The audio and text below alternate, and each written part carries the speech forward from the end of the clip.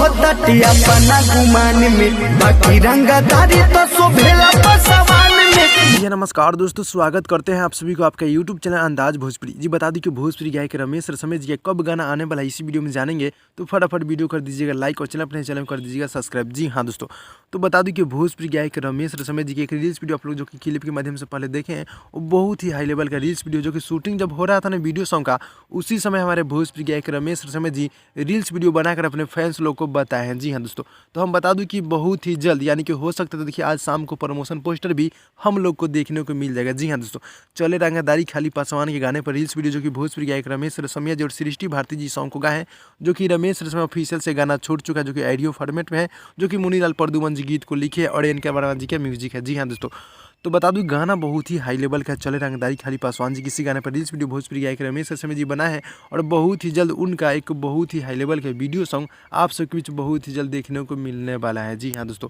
आज देखिए promotion poster मिलेगा, नहीं तो कल कन्फर्म है कि आप सबके बीच प्रमोशन पोस्टर मिल जाएगा, तो मैं आप सबके बीच मतलब शेयर कर दूंगा और बता दूंगा न्यूज़ बनाकर। जी हाँ दोस्तों, तो आप लोग मेरे चैनल को सब्सक्राइब कर नोटिफिकेशन बेल आइकन को आप लोग ऑल पे कर दीजिएगा। तो भाई लोग मिलते हैं अगले वीडियो में, तब तक के लिए धन्यवाद दोस्तों।